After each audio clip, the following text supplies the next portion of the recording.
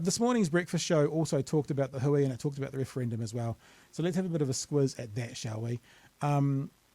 It's going to start with what the treaty means in a modern New Zealand. Let's have a look at that. But what ACT is saying is that we need to have a discussion, an honest, open, adult discussion about what the treaty means in modern New Zealand. Yeah, they're already flagging some concerns with that, though, the Ministry of Justice. So how concerned are you that they've even put together this proposal saying that this is their advice and they're not very happy with it? Oh, look, I'm not concerned by that at all. What we're asking for in ACT is for there to be a public consultation, which is what this bill proposes, that we bring forward ideas about what the treaty principles actually mean, written down in law, and then we have an open nationwide conversation, which is not what's happened over the last few years. People have felt like our... Again, remember, this is trying to set in place rule of law about the treaty by mob rule, by referendum, by, you know, and I don't mean to pick on Nelson, it's not about that, but, you know, by my racist Uncle Bob who lives in Nelson, he's going to put into this. Willie Jackson's actually been saying it perfectly for the last 12 months. You know, all the academics that have come before, all the experts, the courts, everyone have put it in a certain way, but you know what? David Seymour knows better. David Seymour knows better than all of those people that have come before, that all of New Zealand need to see this in a different way. Country's really divided. What having this bill go through a select committee process will do is allow for all New Zealanders to be able to have their say and talk openly about how we can be a united country. Do we want to be a country that says, based on your ancestry or what you may look like, you end up with different rights under the law? Or do we want to be a united country? Or do we want to be the son or daughter of a farmer where you have different rights under the law, like getting into med school? You see? It's why when they base it in race and nothing else, it's racism. When they put it, when you want, so hang on, you want special rights because of your disability. That, you know, I think we should all be the same under the, what, you want special rights because of your age? No, I think, you know, I just think that we should all be all the same under the law. When they base it only in race, it's racist. Country where everybody has the same rights no matter what their background is, because I talk to a lot of people in the public who don't feel like we are a united country, and I think that's what we deserve. Okay. Yeah, and why aren't we a united country? Possibly because of the kind of bullshit you're putting out there. So Queen Chloe then came in and had a chat about the advice, some advice on being I can't read what I've written. Let's see what Chloe had to say. I mean, this was free and frank advice from Ministry of Justice officials, making it abundantly clear that the government hasn't undertaken any consultation with the most directly impacted communities here, those being iwi Māori. We also have seen some massive mobilisation, you know, 10,000 at the hui over the weekend, as called by the Māori King, demonstrating that there is a real want, actually, for this constitutional conversation, as the ACT Party is saying that they want to see happen, just not in the incredibly reductive and prescriptive way that this Treaty Principles Bill is moving forward with. Because what that bill seeks to do is to preemptively define what those principles are, as the advice says, in complete contravention of the text of Te Tiriti, as well as the principles as established by 35 years of jurisprudence, as well as potentially in contravention of our international obligations. So frankly, it's a mess, and New Zealanders should expect better from our government when it comes to leading in this space. And I would have expected that the parties who've been calling for this unity and calling for this conversation would have turned up to the conversation over the weekend. Okay, look. Such a bloody brilliant point, that one. Where the heck were they? Where were you guys? You guys want to have the conversation. There was the ability to have some of this conversation in the weekend, and you went, oh, it's only 10,000 people, whilst you're going to an event with 7,000 people. Or you're Christopher Lux and you're going, oh, it's not a political event. Groundswell, I bet you that's a political event. Julian Batchelor bullshit, that's a political event. But you think 10,000 people at a hui talking about what's happening with Māori and the Crown is not a political event? Don't buy it. I don't buy it. Right, now I told you we'd talk about some of the other stories that came out in the weekend. One of them was Gaurav Garaman and what happened there. So let's have a look, because at breakfast this morning, Chloe was asked about it, as was Brooke, and this is what they had to say. This is a deeply sad and awful situation, and I'm not going to comment on the details of that case because obviously, as our co-leaders made abundantly clear, it is currently before the police and everybody is communicating and operating as should be throughout that process. But I think what this obviously speaks to is a broader pattern, which many commentators have already kind of shone the spotlight onto, which is that our parliament is not an environment that is conducive to getting the best out of people. But I think more so than that, the kind of soundbite media environment and landscape that all of us exist in, particularly when you add on social media to that, is such that I think politicians are frequently treated as concepts, not as human beings who are fallible, who have feelings and are capable of making mistakes and potentially coming back from those.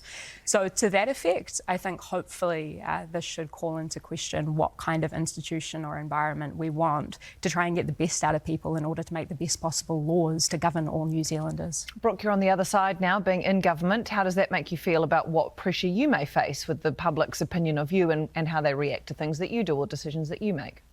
Yeah, look, I think Parliament is by its nature a stressful place. Nobody's going to question that. But what I think it's stressful for is because we are responsible for all the decisions that govern every action of someone's life from when they're born to when they die. Just we're responsible for every action that governs people's life from when they're born to where they die. Is she aware what party she's in? You know, this party that doesn't want government involvement, but now she's saying that they're responsible for everything to do with your life? Am I libertarian? Get government out of my life? Or is she just showing behind the curtain of what ACT really believes? They actually want to control everything that goes on in your life. So, you know, what your kids will learn at school, whether or not your actions are criminal or not, whether you can drive, you can smoke, whether you can have a firearm. I mean, there's a lot of emotion that will go into every person knowing that the government will or will not make a decision that affects their lives. So there will be emotion there. But I think Chloe is right. We do have to remember politicians are human too and do have stresses in their own lives. But I can completely understand why people have so much emotion, might take to social media, come to emails, to MPs. But I don't want to see us get into a point where we're talking about restricting access and ability to talk with your local politicians. It's really important that we're in the community, we're listening to people, we're accessible. But yes, we are human too. So I had some conversations, some interactions with people over my break to do with Golriz and what I was thinking and what people were thinking I was thinking. And I started off by being pretty clear that, you know, this is an accusation and we'll see what happens and we'll address. And that was too much for some people. They couldn't bear the idea of someone saying, we'll wait for all the facts to come in. A bunch of people started bringing out Sam Uffindell. And by the way, if you were following me on Twitter and you would have seen some of that, I didn't mention Sam Uffindell at all. There was a particular person who brought up Sam Uffindell and saying, I hope you were as gracious to him. And the answer is yes, we were actually. The only time we talked about Sam Uffindell, I actually went and found it to make sure we were right, was the day there was a news article that said it was the worst mistake of his life. And then we started talking about it. So yes, very, very much so. So now that it's not kind of all finished yet because there's still accusations and I don't know if there's officially charges. I think, there are, aren't there? Because there was a talk about a 43-year-old woman. So this is now my thoughts around this. If she is found guilty of shoplifting, she should get the same penalty that everybody else does.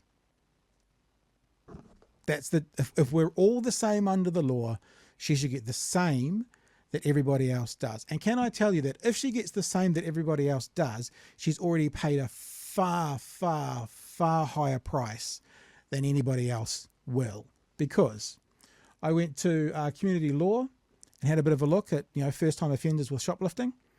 And this is what it says. If it's your first offence, the police will often simply give you a formal warning without charging you. They call these pre-charge warnings. For a first offence, right, you will often get a warning. For a second offence, you'll probably be charged, but you may then qualify for the police diversion scheme. This is where the police agree to drop the charges against you if you admit responsibility and satisfy some conditions. To get diversion, you will have to admit the offence, but you'll be kept out of the court system and won't get a criminal record. If you can't get diversion and you are convicted in court, this first shoplifting conviction is likely to be dealt with a fine or community-based like community work. Alternatively, the judge may order you to come up for sentence if called upon during a set time, usually 6 months to 9 months. Now, I know there's a difference there with the. I'm still saying alleged because we don't know exactly what's happened, but the alleged value of what the accusations of the shoplifting is. But most people in their first shoplifting get a slap on the wrist. So if she gets a slap on the wrist, then you watch the right Twitter sphere lose its fucking mind and saying, oh, privilege, oh, this, but that's normally the first situation. Normally, it's a formal warning. Second is normally some kind of diversion, or if conviction, some kind of fine or community service. And yet, look, I'm agreeing, Kira, alleged, because there's nothing being convicted yet, but there have been charges later, I believe that's correct. So in other words, what I'm saying is, if she is found guilty of it, I would expect that she would get the same penalty that anyone else whose name wasn't known got in the same circumstances. That's what I would expect. And from the looks of the law, it may well be a warning, or it may be diversion, or it may be conviction with a fine or a community service, like, community work type punishment. That would be the expectations. Now, I know that if you steal over $1,000, it can technically be up to 7 years in prison, and that I would be really surprised if anyone, as a first offence with an exemplary record, would actually get that, obviously. So that's my position now. People wanted to know. My position is, if she is found guilty of committing this crime, or crimes, plural, then she should get exactly what anyone else who has done what she has done would get, no matter her being a politician or not. Because if she gets exactly what they've all got, maybe it is just a warning. She's also lost a lot more when it comes to her work. If that happened to a petrol station employee, I'm not saying nicking from his petrol station, but like out there, and very good chance he doesn't lose work, doesn't lose income. He gets a warning and he goes on with his or her own way. So that would be my expectation. My expectation is that she should get, if found guilty, exactly what anyone else would get. And I still say to you that she's already suffered a penalty far worse than most people would ever get anyway.